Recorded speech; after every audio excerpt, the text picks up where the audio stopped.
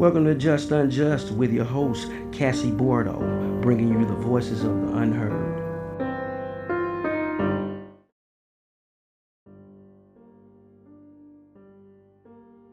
Hello, and welcome to Just Unjust, a podcast that examines the cases of injustice from across the United States. Today's episode is the case of Juwan Canell.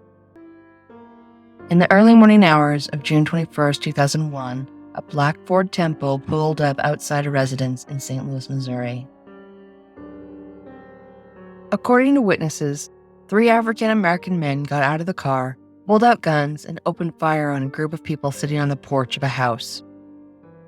As the victims attempted to flee the scene, some of them returned fire, and one of the people from the porch by the name of Freddie Chew was killed in the gunfire. Down the street, several blocks away from the scene, Juwan Canell and his family were asleep in their beds, with their home secured by a Brinks Home Security System, a security system which would have been set off by either someone attempting to leave the house or someone attempting to come in. Later that morning, after they had woken, Juwan and his family learned of the murder of Freddie Chew. Despite his solid alibi of his family members stating he was home all night, as well as no record of the home security system showing anyone leaving or entering the house that evening or early morning, Juwan was ultimately charged, tried, and convicted of the murder of Freddie Chew and was sentenced to life without parole in a Missouri penitentiary where he remains today. Juwan's conviction was almost entirely based on the testimony of 2 individuals by the name of Jeffrey Shockley and Robert Stewart, both of whom cut sweetheart deals with the prosecution on their own separate pending criminal cases, and in addition received cash payments from a secret state slush fund in exchange for the testimony against Juwan. Despite the fact that Juwan has clear and compelling evidence that he was not involved in the death of Freddie Chew, the courts have repeatedly denied his appeals, however not on the evidence of his innocence that he has submitted, but rather on mere legal technicalities. The courts have essentially told Juwan repeatedly over the last 21 years that regardless of his evidence of innocence and the overwhelming prosecutorial and police misconduct that occurred in his case, he is time-barred. This is just unjust. Juwan, can you start by taking us back to how this whole thing got started? You went from being asleep in your bed, secured within an alarmed house, an alarm that would have gone off had you attempted to leave and then re-enter the house, and most importantly, whose code you did not know. But even if you did know the code, an electronic record would have been produced showing the alarm being disabled had you left the house. But no such record existed. You went from being soundly asleep in your bed, to being charged with the murder of Freddie Chew. Tell us how this nightmare came to be. June 21st, 2002 is when it all came crashing down. That's the day of the crime, that's the time of the crime. Happened like at 5 o'clock, 5:30, something like that in the morning. And they asked me questions like, where was you at the date at the time of the crime? Where's most people at 5:30 in the morning when they don't got no job? Sleep, at home. Okay, you got an alibi? You got somebody? Yes, my family. Brinks Home Security System. They tell you about how, oh, your family ain't good. Your family alive for you. Your family alive for you. Who gonna testify where you was at 5:30 in the morning? Your family. That's who. And so none of that never got presented at trial because my attorney at the time was the public defender, and she said she didn't know she was supposed to file notice for alibi defense. And because she didn't know she was supposed to file notice for alibi defense, the judge hindered us from putting evidence on her about the alibi. So that gave the prosecutor a chance to warp the story to act as if I didn't have no alibi, that I never listed where I was at the time of the crime, as though I'm just making it up on the fly. So because your attorney claimed that she didn't know she was supposed to file a notice to the court regarding the fact that you actually had several alibis who could testify that you were home with them that night, and a record from your home security system showing that no one left the house or entered the house that night, the court denied you from being able to present that to the jury. Because your attorney neglected to file a piece of paper with the court, your alibis weren't allowed to be presented. So to the jury, it seemed like you didn't have any alibis or this proof from your home security system. And the prosecution just had a field day with that because you weren't allowed to present evidence of where you were that night. Right. That's exactly it. Although your original defense attorney made a list of your alibis and subpoenaed them, she never filed the basic paperwork for alibi defense from the court so that your alibis could actually testify on your behalf. And when confronted about this, she claimed that she didn't know she was supposed to file this notice, which is a very difficult thing to imagine that a defense attorney wouldn't know to do, but perhaps is more explainable in light of the fact that shortly after this, your attorney left the public defender's office to take a job as a prosecutor. She jumped sides. She became a prosecutor attorney. For Attorney General, she became Attorney General right after that. My case was the last case she had. And so even with that, I'm saying, how did you get promoted? How did she get promoted? And she don't even know to file a basic notice for alibi defense. And that's why I feel like it was a fix in on me. I read this paperwork through and through. I sat down, watched the witnesses at trial and everything. And for the most part, I'm going to have to agree with the fact that somebody pulled up in a black Ford Tempo and men got out. In the process of that, the witnesses jump over the porch and they take off running through the gangway, which is two sides of a house, leaving Freddie Chew stand on the front. At that time, Freddie Chew is the one who's getting a shootout back and forth with three gunmen. This is clearly understood through all the witnesses. Now, we had another witness outside the four people that's on the porch. We got another witness who's sitting behind the shooters. They shoot in front of his house. His name is Damian Stowers. And Damian Stowers is, unbeknownst, is Freddie Chew's best friend. And so unbeknownst to anybody at the time, he's watching this whole thing play out. So he gets the best view, the best understanding of what's happening. And he see his best friend shoot at the three suspects. And he see when he actually takes shots, when he actually go down, he sees this clearly. Damian Stowers testified he did not see me. I was not one of the three suspects. He gave a different description of the suspects. I'm 6'3", and the guy even close to my height was 6 foot tall with braids. And he gave the same description as Jacqueline Doherty, which is the deceased fiance, the mother of his child. Their descriptions match up clearly. I was arrested. I believe it was like a couple weeks before this crime happened, and I got a copy of my lineup of my arrest. And even in that picture, just to show that I couldn't have grew braids that fast. I couldn't have been that guy that fast. So it was clear that I was nowhere near this situation, even by their own identification. So two of the eyewitnesses, Damian Stowers, who watched the scene unfold from inside his house, and who also happened to be the deceased's best friend, and Jacqueline Doherty, who was the deceased's fiance and mother of his child, who was one of the people on the porch, both gave descriptions of the suspects that did not match you. So the two people who would have had the most emotional incentive to get the killers of Freddie Chew did not pick you, either in a photo lineup or at trial, and the descriptions they gave of the killers did not match you. The only people who accuse me of doing this is Jeffrey Shockley and Robert Stewart. Out of the 4 surviving eyewitnesses, only 2, Jeffrey Shockley and Robert Stewart, identified Juwan as one of the shooters. Initially, Jeffrey Shockley was presented with a 6-pack photo lineup, and one of the people he selected was a person by the name of Cortez Vincent, who, by the way, looks nothing like Juwan.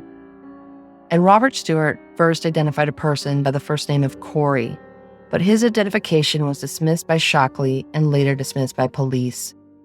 After it was determined that Cortez Vincent could not have been one of the shooters because he was already in prison when the crime took place, Jeffrey Shockley then went on to misidentify 2 other people before finally settling on Juwan.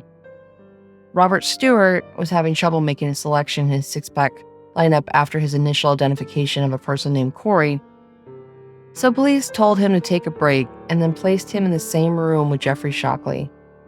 After his break in the company of Shockley, Robert Stewart was then able to suddenly select Juwan as one of the shooters.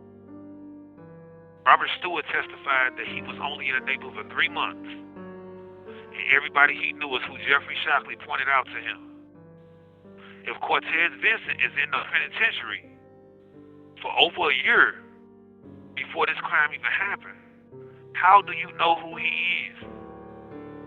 How do you identify Cortez Vincent? You identify because Jeffrey told you who to identify. The same 6-pack lineup that was used for me that Jeffrey used to identify me as the same 6-pack lineup that Robert Stewart used. So if he tell Cortez Vincent that he is number 4 on the picture, then he can go sign the same picture and say he's number 4 too. If he say Juwan is number 1, he could pick it on his same number 1 on his picture. What was also unknown during this time was that both Jeffrey Shockley and Robert Stewart were facing their own criminal charges and cut sweetheart deals with the prosecution in exchange for their cooperation in pointing fingers at Juwan. In addition to getting deals on their pending charges, Jeffrey Shockley was given additional benefits, including cash payments of several $1,000s, but none of this was disclosed to the defense or to the jury. Years of imprisonment would pass before Juwan was able to hire a new attorney, Kent Gibson, who was finally able to uncover the mountain of misconduct the prosecutors and police had done in order to secure their conviction against Juwan. Here is Juwan's attorney, Kent Gibson, who has been fighting for justice for Juwan for over 15 years. I think I first started working on the case in 2008. And what did Juwan originally hire you for? He hired me to do his federal habeas corpus appeal, and the case took some odd twists and turns because we found out about a lot of stuff that wasn't disclosed about the main witness against him, about him getting a sweetheart deal to testify. It wasn't disclosed. He got paid by this secret slush fund from the prosecutor's office, which is, oddly enough, I found that stuff out before. Once I found that out in his case, I told Lamar Johnson's lawyers about it, and they found the same thing in his case. It's either the police or the prosecutors, or both of them have this secret bank account that they pay witnesses money, put them up in hotels, and in the Jeffrey Shockley's case, they actually paid for him a new place to live. And there was several $1,000s, which is something that has to be disclosed. It's a due process violation for the prosecutor not to disclose evidence that's exculpatory. And then the other witness, main witness, recanted, and then he unrecanted. As Ken stated, the 2 main witnesses against Juwan had both cut sweetheart deals on their own pending criminal charges, as well as accepted cash payments in exchange for their testimony against Juwan, and this was never disclosed either before or during trial as is required, and the prosecution exploited this hidden knowledge with the jury. Because only the prosecution and the 2 main witnesses, Shockley and Stewart, knew about the backroom deals they had received, when Juwan got on the stand to testify in his own defense, he had no answer when asked by prosecutors why Shockley and Stewart would wrongly implicate him as the shooter, and to the jury, it seemed that Juwan was the one being untruthful rather than the prosecution. The prosecutor asked me when I took the stand, because I took the stand and testified in my own defense, right? And the prosecutor asked me on the stand, he said, why would these guys just lie on you? Why would they just say you did this? And I did not have the answer. I didn't know that these guys had murder cases of their own pending. I didn't know they had other guns and drug charges pending for different crimes. I didn't know that. I didn't know they'd been paid by the state $2,700. Why wouldn't Jacqueline Daughtery, the fiance, if she had the most to lose, why wouldn't she be the first one to accuse? It's no coincidence she the only person, her and Damian Stout were the only two people on the case who didn't have a charge pending. They had nothing to bargain with them with. It's a huge red flag to me, as it should be for anyone listening, that the only two people who accused you were the two people who had cases of their own pending, and the other two people who were the closest in relationship to the deceased, who probably had the strongest desire to find the true killers of Freddie Chew, did not describe you. And they also did not have pending cases that the police and prosecution could exploit in order to get the testimony they wanted. The prosecution's case centered heavily on the theory of retaliation. Or more specifically, the prosecution's theory was that Juwan, along with two other people, opened fire on Jeffrey Shockley, Freddie Chew, and the others on the porch that morning in retaliation for them having killed Juwan's brother Jesse earlier that morning. This is what the prosecution stated as the motive for the crime, although they never charged Jeffrey Shockley with the murder of Jesse Kennell. And this motive was also backed up by the testimony of the state's key witnesses, Jeffrey Shockley and Robert Stewart. There was just one problem with that theory and motive. Jesse Kennell was never murdered or even shot, and he is here with us today. I'm alive and well. Never even been injured by a bullet, a knife, or anything. The prosecutors and the two witnesses whose testimony was purchased by the state said that your brother was retaliating for your murder, but you had never even been shot, and in fact are very much alive. That was a fact that they put down as a motive for my brother retaliation on the people that was killed. During Juwan's trial, Jesse even came to court to testify, to show that he was not dead, thus making the entire motive the state had concocted entirely impossible. I asked Jesse how his presence in the courtroom and his testimony didn't cause the case to crumble right then and there. When this evidence came forward that I was alive, it was ignored. Like any other groundbreaking evidence, I took the stand. Alive. And the prosecutor, they were just real good car salesmen. They convinced them of the fingerprints, they convinced them of the witness statement, they convinced them all these different things. And here we are 20-some years later. But they didn't even acknowledge the fact that I was alive. The state of Missouri, how they do things is that they go off, so a motive. A motive is like everything. And then an alibi, and then they have witnesses. Your motive is flimsy. Because the motive, as he put in his depositions and in trial, is that I was dead. So if I'm really alive, that motive is null and void. Motive is over with. I'm alive. Jeffrey Shockley picked out a dude named Cortez Vincent. He was already in prison serving a sentence. And he said that he was there doing a shooting. The other dude, Stewart, he said that Corey was the person who did the murder. Signed his name on the sheet and everything. So they end up catching this dude, Corey, and Corey was like, nah, they got me mixed up with Smurf. And Smurf is my brother. So when he said that, they didn't hold him, check his alibi, or nothing. They let Corey go. They're supposed to check his alibi. They're supposed to hold him. They're supposed to cross-examine all these things. But they were so determined to retaliate on my brother and my family that once they heard that name, they just went forward with it. There are people in prison that's guilty, but it's sad when you're in prison for something that you didn't do. If we're going to say justice, it should be for all. He lost a lot of his life for a lie. The black Ford Tempo the shooters drove to the scene of the crime that night was impounded and examined by police. That car, as both Juwan and Jesse described at trial, was a well-known car in the neighborhood that was often loaned or rented out to people in the community. In fact, the registered owner's spouse had rented that car out in exchange for drugs over a week before the shooting, and during that time, it had changed hands many more times.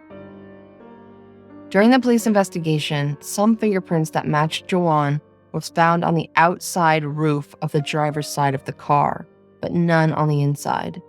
The police's theory was that Juwan was sitting in the passenger seat, which makes finding some of his fingerprints on the outside roof of the driver's side extremely confusing and does not fit the prosecution's theory.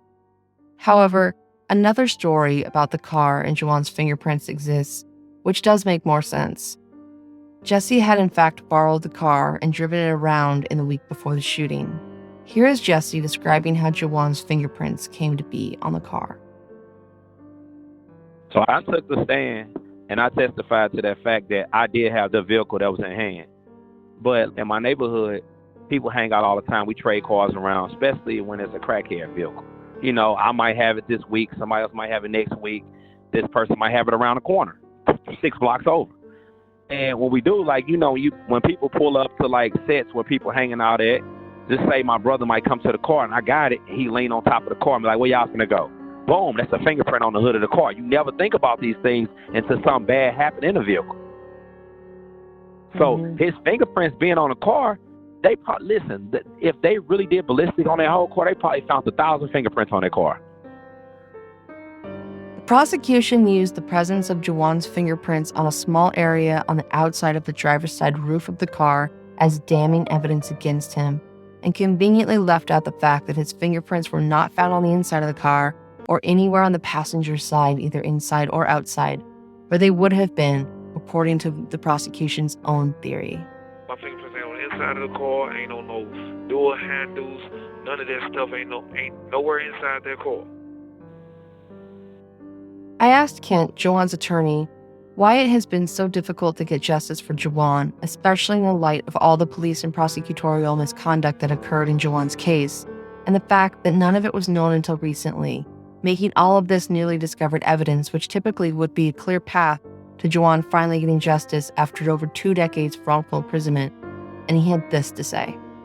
Most states have a procedure where you can actually file something in court in the county you got convicted in and get a hearing if you have newly discovered evidence. And that was totally non-existent until a couple of years ago when they did give a prosecutor the right to do that. But convincing a prosecutor to do that is not an easy task. There's a new circuit attorney that just took over after Kim Gardner resigned, which we've got an application to have him use the new law that they use in the Lamar Johnson case to give him a hearing in St. Louis City Court. So where is Juwan's case now? What is the status of his case? We had a hearing in federal court, and as usual these days with federal court, they ruled against us.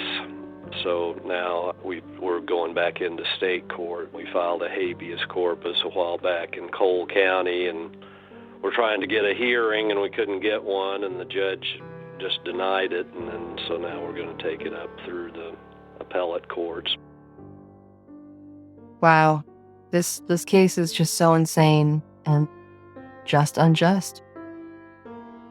I want to thank you all for taking the time to share your story with me today. We're running towards the end of our time, but before we end, Juwan and Jesse, I'd like to turn the floor over to you. Is there anything you would like to say that you feel we haven't covered, or just anything you would like to say in regards to this case?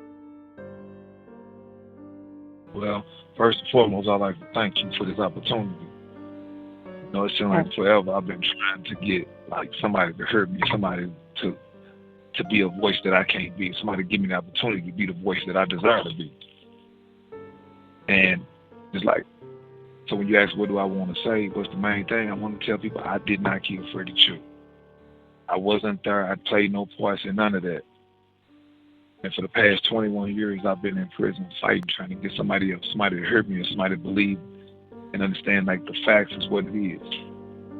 Jeffrey shot and Robert stood, flat out lied. And no matter how many times I proved they lied, no matter how many times I proved what happened, the courts continue just to ignore me.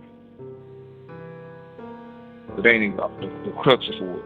The most part of it is the things that I've been going through, like things my kids have been going through since I've been gone. I've had to watch them grow up through the penitentiary visiting room. I've watched them go through all kind of stuff, and it's like no matter what, everybody else's life continue to go on, but ours continue to be affected by this situation. So it's like to have this moment right now, it's surreal. Yeah, I would like to say something that doesn't really have anything directly to do with this case, but how it affected my family in the long run. So when my mom died and my dad was out of the picture, my brother was all that we had. I have 5 siblings, and my brother was like our father. So when he was wrongfully convicted on that day, it broke our family tree up to the point where I had to become an adult at the age of 16 or 17 years old. I had to become the parent in the household. And at that age, it's a lot of responsibility for a kid, especially somebody who had their parents their whole life. And my brother was gone. He took a lot of chunk on his responsibility. And when he was taken away from us, I don't know how people expect us to be any way that we turned out but the way we are. My little brother, my brother up under him, my sister, all of us were disarray. We all are affected to this day, and our kids are affected to this day about that one mistake that St. Louis City made on my brother's case. When you take a leader out the family or out the community, you shouldn't expect by no means for that community to be stable years later. That residue will forever hunt us. Thank you. The Lamar Johnson case Kent Gibson referred to was another recent wrongful conviction case out of St. Louis that has many parallels to Juwan's case in terms of undisclosed sweetheart deals given to the witnesses for their testimony and cash payments to witnesses for their testimony that was never disclosed to the defense. Although Kent wasn't Lamar Johnson's attorney, he did alert his legal team to the misconduct that occurred in Juwan's case, and after investigation, it was discovered the same thing had occurred in Lamar Johnson's case. In a rare turn of events, the sitting DA at the time, Kim Gardner, actually worked with Lamar Johnson's team using the new law that Kent spoke about and aided in writing Mr. Johnson's wrongful conviction, and he has since been released. However, Kim Gardner later resigned from her position, and it remains to be seen if the interim DA or the following elected DA will have a truth, justice, and integrity-oriented mindset or simply a conviction-hungry one. This is Just Unjust, and I am your host, Cassie Bordeaux.